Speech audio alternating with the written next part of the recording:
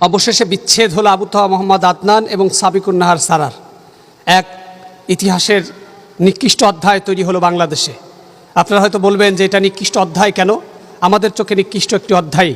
পরকীয়ার জের ধরে যে স্ত্রী এই কিছুদিন আগেও গুম হয়ে যাওয়া একজন ব্যক্তিকে খুঁজে বের করার জন্য ছন্ন ছাড়া ছিল, গুম হয়ে যাওয়ার পরেও যে স্ত্রী তার প্রিয় স্বামীকে ফিরে পেতে আকুল আবেদন আর আকুতি কাকুতি করেছিল, সেই আবু তাওয়া মোহাম্মদ আদনানের সাথে সাবিকুন নাহার সারার বিচ্ছেদ যেন বাংলাদেশের অনেক স্বামী স্ত্রীর হৃদয়ে দাগ কেটেছে।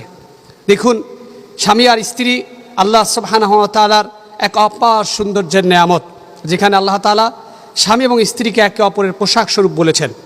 অবশ্য ফেসবুকে ইতিমধ্যে একটি গুজব ছড়িয়েছে যে সাবিকুন নাহার সারাকে 8 লক্ষ টাকা দেনমোহর বা স্বর্ণের 8 ভরি স্বর্ণের বিনিময় তাকে এই বিবাহ বিচ্ছেদে বাধ্য করা হয়েছে বা বিবাহ বিচ্ছেদ মেনে নিয়েছে।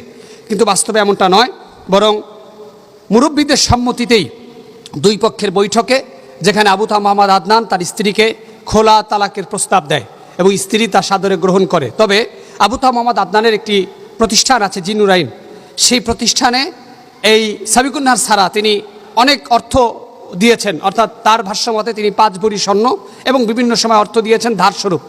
সেই অর্থটা তিনি চেয়েছেন এবং পরবর্তীতে একটি নির্দিষ্ট সময় বেঁধে দিয়ে আবু তাওয়া আদনানের কাছ থেকে ওই অর্থটা ফিরিয়ে দেওয়ার কথা বলেছেন ওই মুরব্বী, এবং দুই পক্ষ সেটা মেনে নিয়েছেন। ফলশ্রুতিতে তাদের তালাক নিশ্চিত হয়েছে, উভয় পক্ষ বিচ্ছেদের পর্যায়ে গিয়েছে এবং সন্তানেরা তাদের দুজনের সম্মতিক্রমে একটা সুন্দর সিদ্ধান্তের মধ্যে পৌঁছেছে।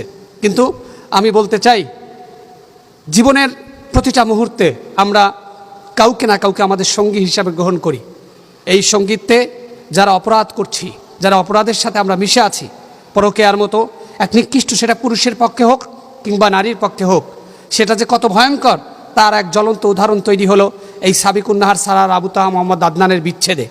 আমরা নিজের চোখে দেখেছি সাবিকুন নাহার সারা কি পরিমাণ আকুতি করেছে, কিভাবে কেঁদেছিল যেন তার স্বামীকে ফিরে পাওয়া যায়।